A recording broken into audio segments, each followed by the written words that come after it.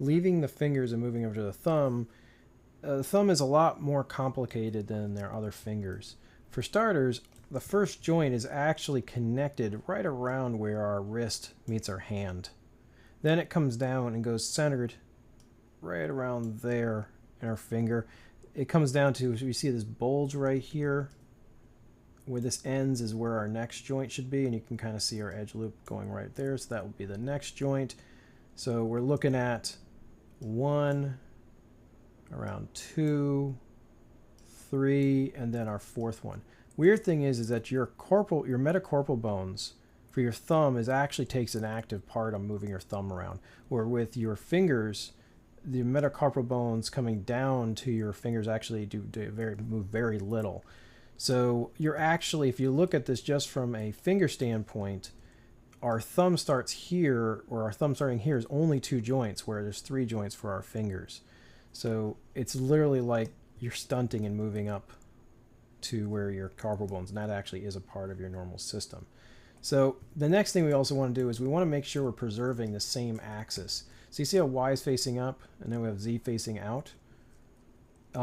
Whatever axis is facing up on your character, in this case, like I said, is Z, we want to make sure that that's actually following the same system as our thumb, like this. So in other words, the orientations are actually going to be sticking out. Instead of sticking straight up like this, they're actually going to be sticking out to match the thumb. So this makes it kind of weird to draw out the joints for the thumb. So let's start. We're going to go into a top view. And I'm just doing this to kind of getting a first position. I'm just going to draw it right around there. And I'm going to be moving around this a lot because it needs to be kind of straight as much as we can. And then I'm going to hold down Shift and draw straight out. That's our second joint. We need a third, and then finally a fourth, which will be our end, like that. Okay. Now I am going to have to bring this joint chain up because it's actually on the ground plane. So I'm just going to translate it up like this, like that.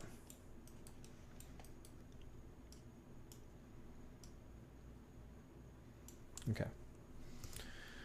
Okay, I'm going to use the perspective view predominantly here because there's no good orthographic view that's going to help us that much with this placement because it's rotated down. You can see how it's rotated down. It's not a good camera straight angle on it. So I'm going to bring our joint in a little bit. It'll make it a little easier to position. And you remember that Z-axis is what we want to have facing down in this case because that's the same thing for these joints here. Well, we want the Y-axis facing, but the actual rotation for the Z is what we're moving around. And we want it to split a finger. And that actually isn't too bad. We just got to position them so they're correct now. So we're probably going to have to move this around a little bit, like rotate it down from our base to get the main thumb in there and kind of move the other joints around. So move that in there. I think if I move it up a little bit, that'll work out pretty good. Like so. And like I said, we're still trying to center it.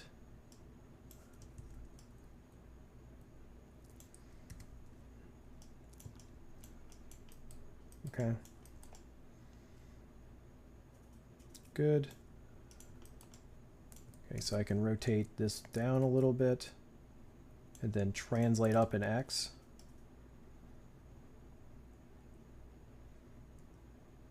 Okay, and it's actually where our thumb is bulging here, where it comes up. This is where typically our joint is, and that's where the edge flow has been placed. So I can rotate that on just a tad more, and then rotate this one up. Actually looks pretty good. Okay, now it's not perfect in here, so it's not centered. It really should be like that and then rotate it up.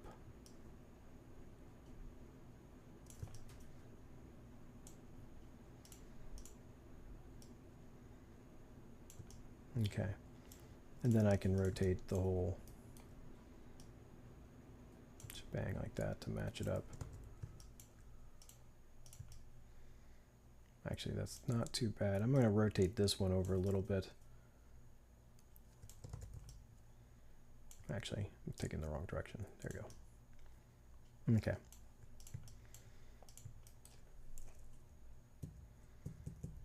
Okay. There we go.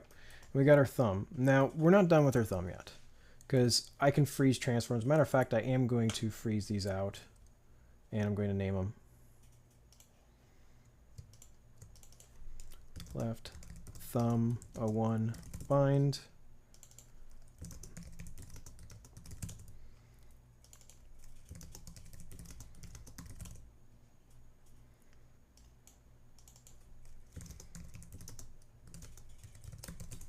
Okay.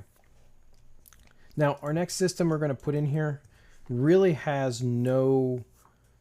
doesn't have any straight anatomy for it. It's something that we can solve, because right now if I have to rotate from our thumb root right here, it's actually all this rotation is going to kind of tear apart our hand down here. So what I'm going to do is I'm going to add an additional joint just for a pivot point. This is not going to be for binding. It still will be the root system here, but it won't be the actual, like, you won't be painting weights to it. You wouldn't actually be cutting this up for your geometry. Now, if I look at our thumb and I drop my thumb from this point here, all this is going to kind of disappear. So we want to place a joint that is on this line here that kind of comes up and follows this line here. So anywhere along this line, and I'm actually going to place it right here, we're going to create an additional joint and parent it into the rest of the system.